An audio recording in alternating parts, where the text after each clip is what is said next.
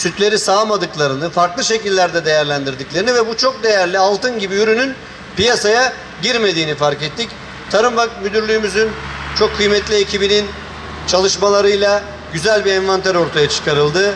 Dedik ki biz bu insanlarımızı destekleyelim. Sütün önemli bir ticari meta olduğunu, toplanması, sağılması gerektiğini, toplanması gerektiğini ve sanayiye, üretime kazandırılması gerektiğini insanlarımıza anlatalım diye uğraşıyoruz. Sonuçta bu projenin, bu birkaç ayaklı bir proje, sütle ilgili yaptıklarımız, bunun bir ayağı olarak da belirli sayıdan az sağmal ineğe sahip olan ailelerimize işte bu bireysel sağım ünitelerini tedarik edelim, yüksek bir hibe oranıyla tedarik edelim. Vatandaşlarımız bu şekilde bu kültürü kazansınlar. Daha sonrasında onları üreticilerle ilişkilendirelim.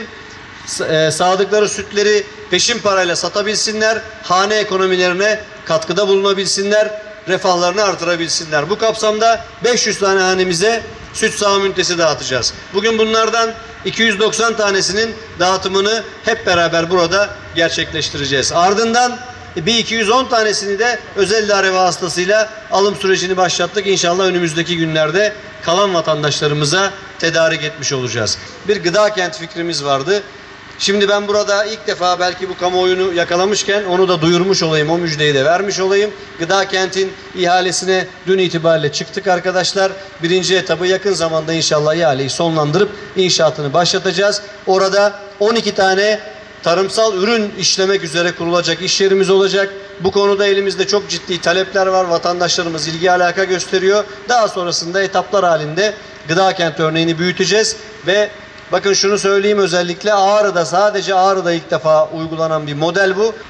Ayrıca yine bence şehrimizin ve bölgemizin kaderini değiştirecek çok önemli bir tarımsal proje olan Diyadin Jeotermal Sera Organize Sanayi Bölgesi projemizin de bütün çalışmalarını tamamladık.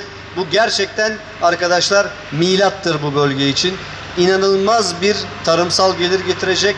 Belki bittiği zaman sadece 1200 kişiyi doğrudan istihdam edecek, 3000 kadar insanı dolaylı olarak lojistiğinde, etrafında istihdam edecek, ilimizin tarımsal gelirini 2'ye katlayacak bir proje. Allah nasip ederse bir hafta içerisinde bakanlığımız onun da ihalesini gerçekleştirecek. Altın rezervlerimiz. Bugün Ağrı girişine girdiğinizde sol tarafta Ağrı İbrahim Çeçen Üniversitemiz ve bununla birlikte 15.000'e yakın üniversite öğrencimiz. Yine çiftçilerimize baktığımızda geçmiştekinin belki 100 katına kadar daha önce devletin vergilerle donattığı mazotundan, gübresinden elde edilen gelirlerin bir türünü AK Parti bunu aldı, çiftçilerimize gelir olarak geri ödemeye başladı. Dolayısıyla bizim temel hedefimiz şudur: milletimizle, devletimizle hep beraber yürümektir.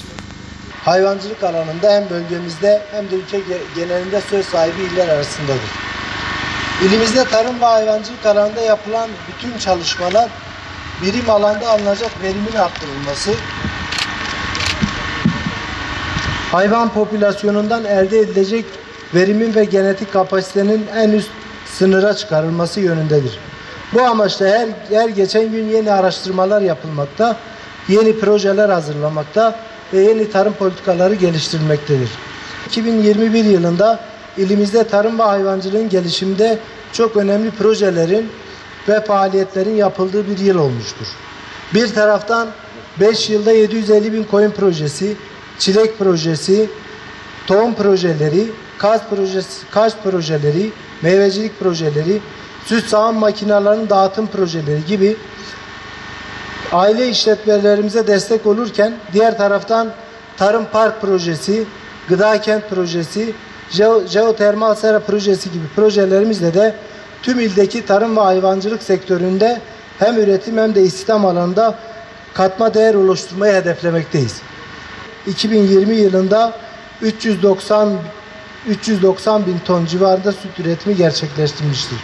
Üretilen bu sütün katma değeri yüksek ürünlere dönüştürülebilmesi için iyi bir süt toplama ağının kurulmasına ihtiyaç duyulmaktadır. Bu amaçla yerelde hazırlanan projelerimiz ile 500 çiftçiye süt sağım makinesiyle piyasaya arz edilmeyen günlük 20 ton sütün toplanması ve işlenmesi hedeflenmektedir. Projemize DAP Kalkınma İdaresi Başkanlığı'ndan yapılan 600.000 TL'lik destek ile 290 çiftçimize %80 hibe ile süt sağım makinesi temini yapılmıştır.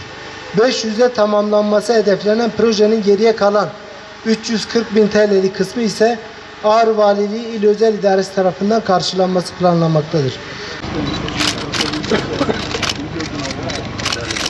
Bereketli olsun. Güle güle kullanın inşallah. Çok teşekkür ediyoruz. Hepinize çok teşekkür Böyle ederiz. güzel projelerin devamını diliyoruz. Daha yapacağız. Tarıma hayvancılığa çok iş yapacağız.